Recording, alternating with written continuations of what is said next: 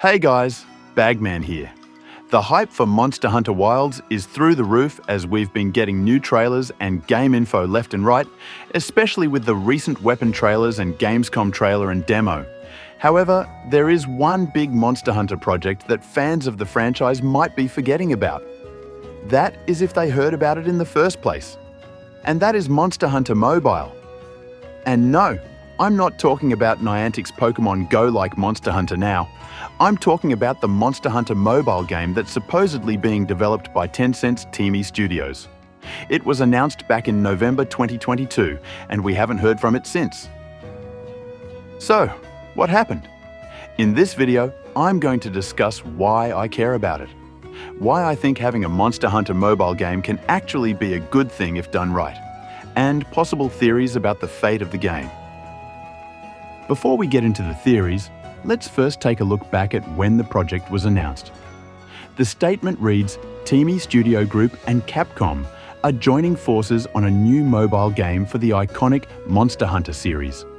The key sentence is, the in-development game will reproduce the hunting actions that define the Monster Hunter series. This tells me that the game will be closer to a traditional Monster Hunter experience with gameplay similar to the console releases. Despite this, fans weren't exactly optimistic when the project was first announced 2 years ago. It got minimal coverage, and the ones that it did get were not positive to say the least. YouTube videos from fans covering the news pointed out concerns about potential predatory monetization strategies that could be in the game if it ever does come out. This is understandable as egregious monetization techniques are common in free-to-play mobile games. But why do I care? As someone who started with Monster Hunter Freedom for the PSP and played through the games on 3DS and the Nintendo Switch, Monster Hunter is, in my opinion, a game that is best played on a portable device. The game's structure lends itself well to quick pick-up and play gaming sessions, which is why it makes sense to have a Monster Hunter mobile game.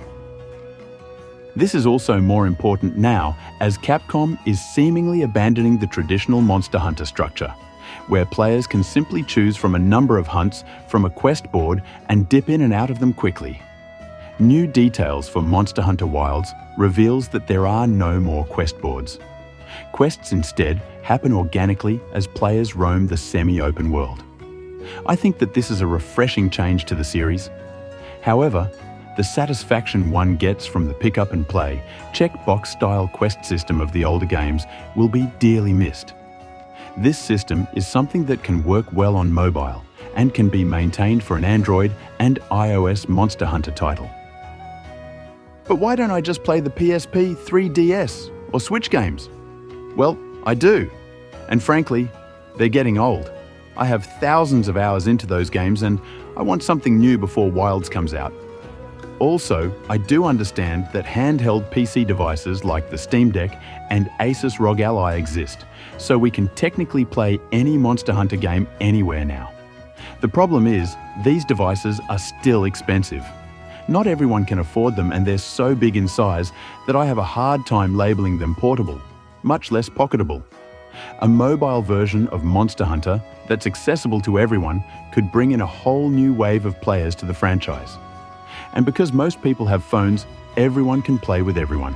I no longer have to force my old friends to buy a new console or build a powerful PC so that I can play Monster Hunter with them once again.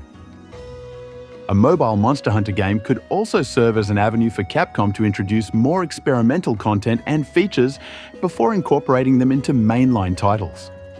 This is the same thing that was done in the portable Monster Hunter games, which I'm not sure Capcom will continue to develop in the future. If you don't know what I'm talking about, let me explain.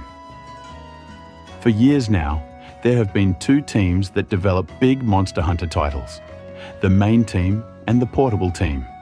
The main team develops the mainline games.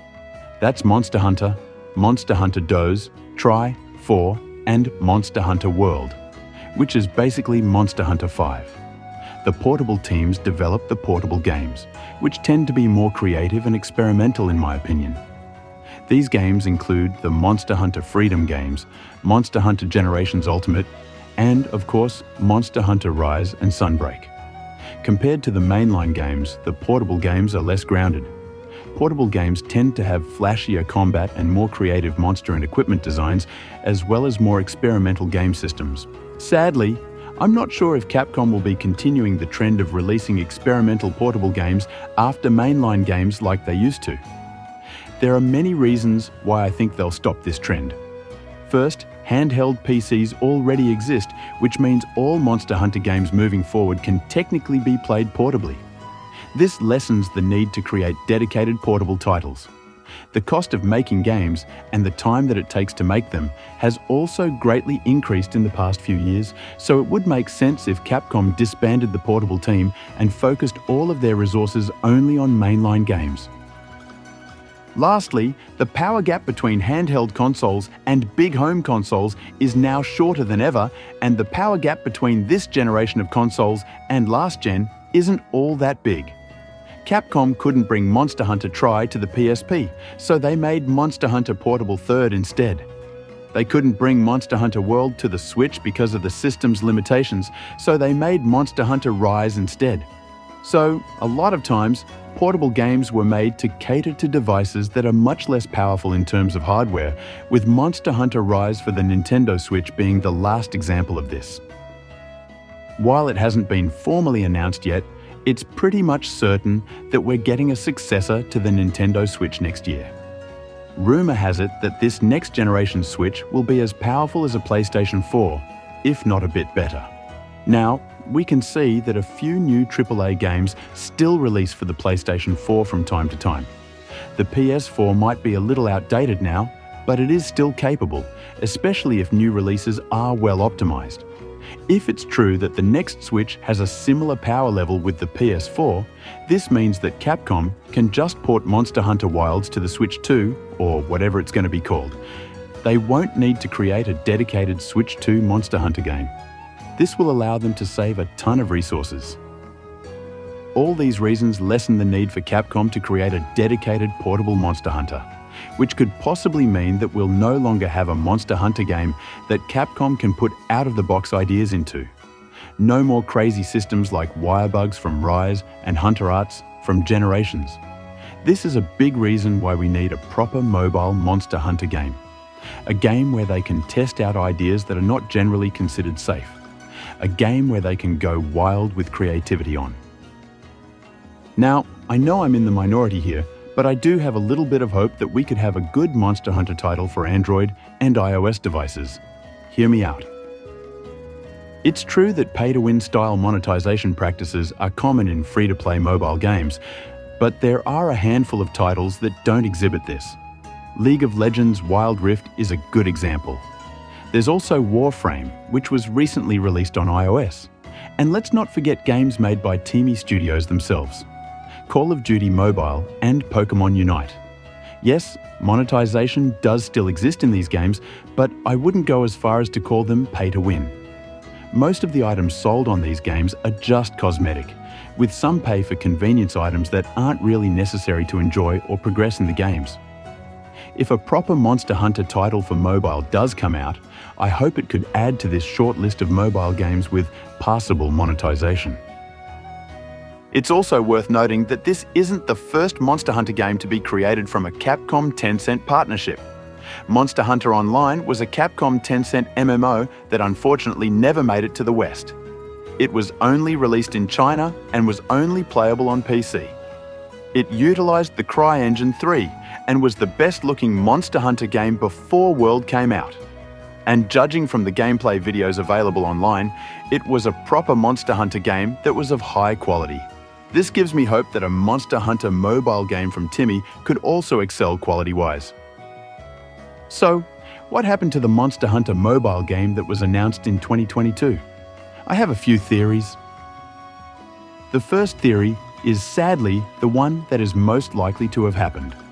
And that theory is, they simply cancelled the project in silence. As I've stated before, fans' reaction to the announcement of Monster Hunter Mobile was not warm. This could have been a sign to Capcom and Tencent that the demand for a Monster Hunter game on mobile was limited, thus making the project not financially viable.